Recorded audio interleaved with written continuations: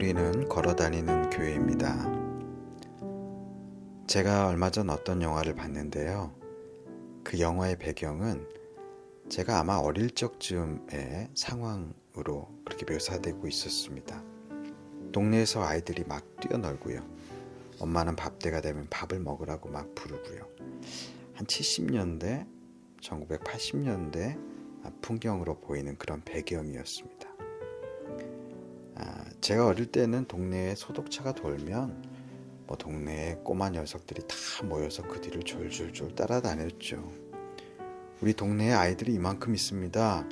자랑이라도 하듯이 3, 4, 5, 10명, 20명 막 모여든 아이들이 동네를 대표하기라도 하듯이 소독차 뒤를 따라다니면서 냄새를 맡고 좋아하기도 하고요.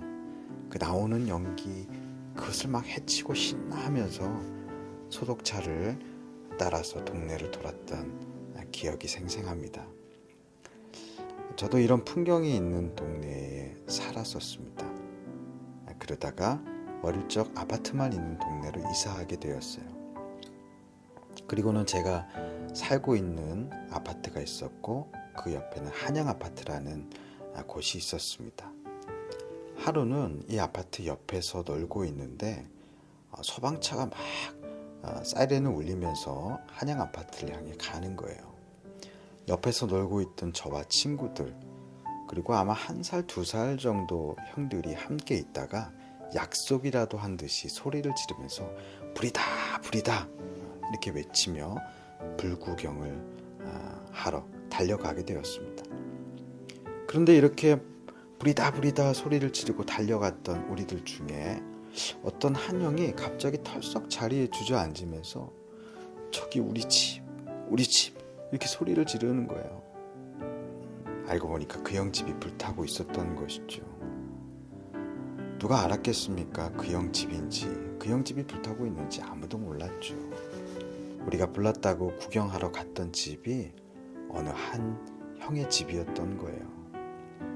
우리가요, 남의 이야기 하기는 참 쉬운 것 같아요. 근데 자기 일이 되면 상황이 완전히 달라지는 것이죠. 이 형이 처음부터 그 불 구경 이야기가 자기 집이 불난 이야기라고 생각을 했으면 아마 부랴부랴 하고 그렇게 뛰어가지 못했을 거예요. 근데 남의 집에 불났다고 생각하니까, 남의 이야기라고 생각하니까 그냥 구경하러 소리를 지르면서 신나서 막 뛰어갔던 것이죠. 오늘 말씀에 보니까 선지자가 변장을 하고 아방을 찾아가는 이야기가 나옵니다. 아방을 찾아간 변장한 선지자가 이렇게 말했죠. 나는 전쟁터에서 부상을 입은 병사입니다. 그런데 포로를 한 명 놓쳤습니다.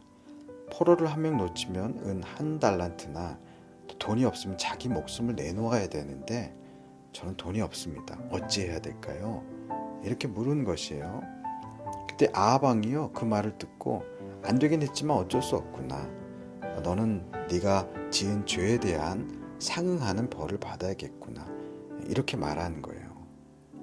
근데 사실 이게요, 이 선지자가 한 이야기지만 아방의 이야기거든요. 아방이요, 하나님이 사로잡아 주신 포로 베나닷을 자기 마음대로 풀어준 일이 있었습니다.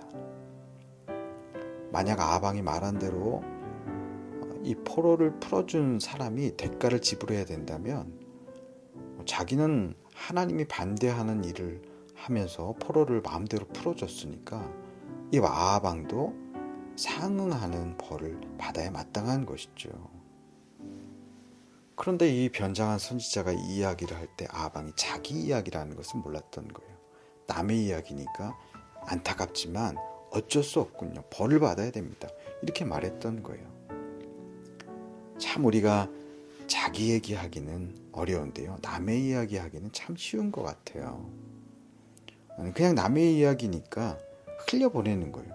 만약에 그것이 내 얘기라면 반추해보고 나를 바꾸는 그런 계기로 삼을 텐데 남의 이야기가 되니까 잘했다 잘못했다 손가락질도 하고 그냥 쉽게 이야기해버릴 때가 너무너무 많은 것이죠.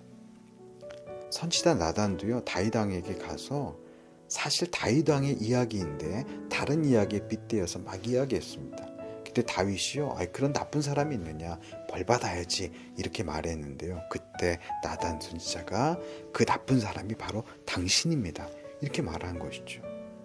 그때 다윗이 그때 자복했어요. 회개했습니다. 이게 참 은혜인 것이죠. 다윗은 나단의 말을 듣고 하나님 앞에 엎드렸습니다. 그런데 아합은요, 베나닷을 풀어주었으니 이제 네 목숨을 내놔야 된다, 이런 예언을 듣고 안 돌이킨 거예요. 참 듣고 돌이키는 것이 어려울 수 있는 일이죠. 그러니 잘못한 것은 잘못이지만 잘못하고 돌아서는 것, 이게 정말 감사한 것이고 큰 은혜인 것입니다. 그렇습니다. 우리 남의 이야기는 참 하기 쉽습니다. 근데 자기 이야기는 하기 어려운 것이죠. 사랑하는 오레이스 가족 여러분, 남의 이야기는 참 하기 쉽습니다. 그러나 자기 이야기를 하면 그땐 참 어려운 것이죠. 세상 사람들이 바뀌어야 돼, 세상은 다 죄로 물들어 있어, 이렇게 말하기 쉽지만요, 그 세상에 있는 내가 죄의 핵심일 수 있어, 이렇게 생각하기는 어렵다는 거예요. 우리가 한국교회를 위해서 수많은 교회들이 기도하지 않습니까? 수많은 성도들이 기도합니다. 그러나 그 한국교회 개선점에 대해서 지적하고 기도하고 하나님 앞에 부르짖기도 하지만 그 전제가 뭐예요? 나는 그렇지 않다는 것이죠. 한국교회는 그렇지만 우리 교회는 그렇지 않다는 전제가 그 밑바닥에 깔려 있는 거예요. 만약 우리가 하나님, 제가 예배하는 태도를 바꾸겠습니다, 제 신앙관이 잘못되었군요, 이런 식으로 생각하고 말한다면 그게 얼마나 복된 것이겠습니까?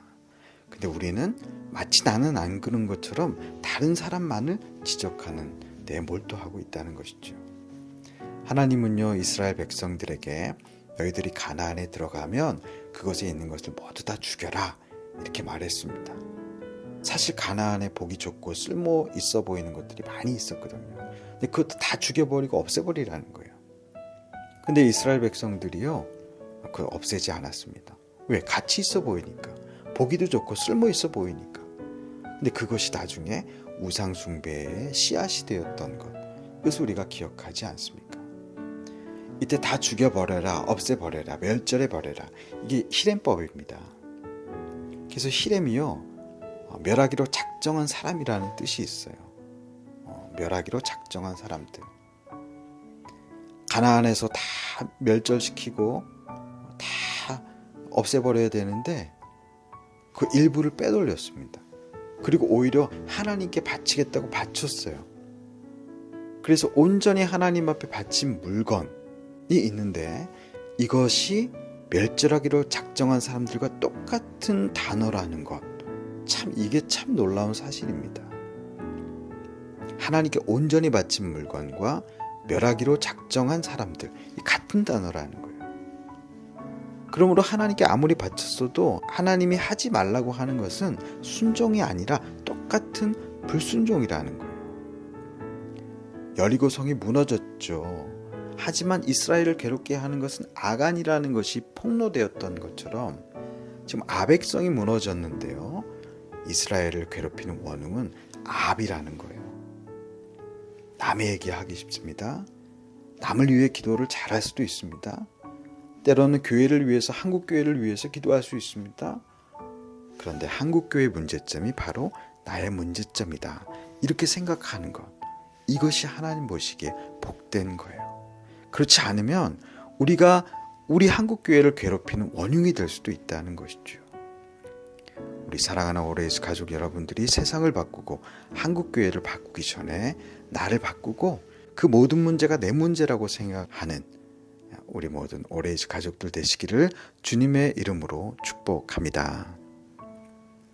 하나님, 세상의 문제의 이야기는 남의 이야기가 아니고 내 이야기인 줄 믿습니다. 남을 위해 기도하기에 앞서서 내가 변화되기 위해 기도하는 은혜의 사람 될 수 있도록 역사하여 주시옵소서. 살아계신 예수 그리스도의 이름으로 기도드립니다. 아멘.